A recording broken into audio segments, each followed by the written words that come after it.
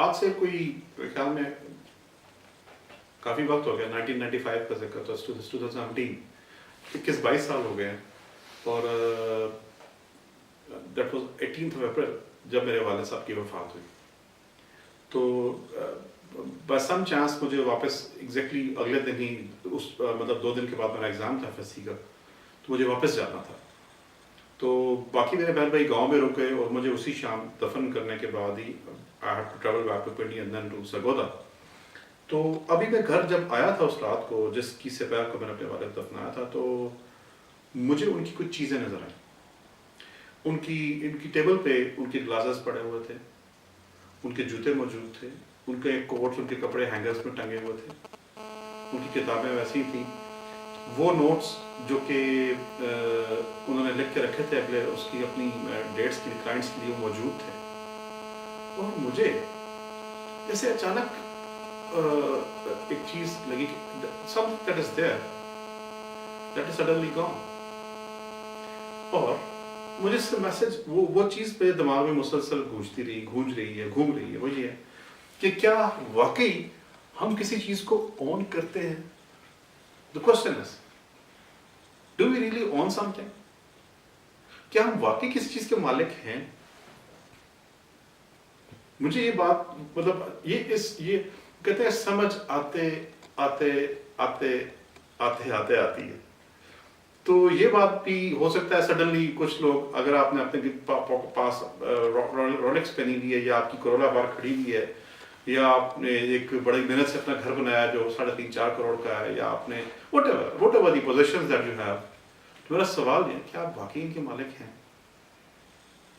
کیونکہ in a fraction of seconds as soon as you are there کچھ مطلب مجھے لگا کہ ہم کسی چیز کے حتمی مالک ہم نہیں ہیں. ایٹ دی موسٹ جو ہمارا اسٹیٹس ہے، ایٹ دی موسٹ وہ کسٹڈین کا ہے، ہم ان کے امین ہیں.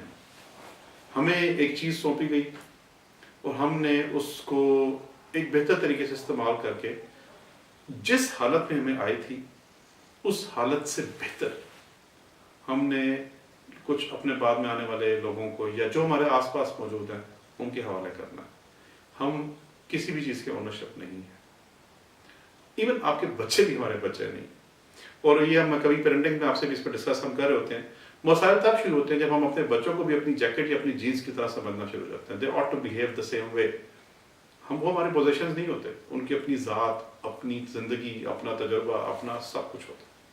The question is، اس ریئلائزیشن کو ہم کئی دفعہ 60-70 سال آخری جب اور یہ ریئلائزیشن کہ ہم واقعی کچھ اون نہیں کرتے، ہم جب اپنی عمر کی 6 دہائیاں گزار چکے ہوتے ہیں تب یہ ریئلائزیشن آتی ہے کہ وہ مائی گاڈ ہمارا کچھ بھی نہیں ہے، وی ہیو نتھنگ.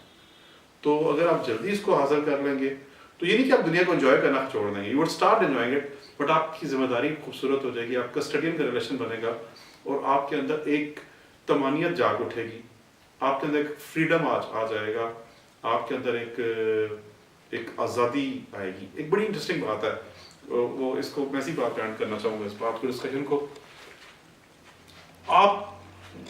میں اپنی مثال کے طور پہ میری گاڑی کھڑی ہے باہر، میں کسی فقیر کو نہیں دے سکتا. میں اتنا بڑا سخی نہیں، آنیسٹلی نہیں ہوں، میں نہیں ہوں. اس کا مطلب ہے کہ میں گاڑی کو نہیں اون کر رہا، گاڑی مجھے اون کر رہی ہے.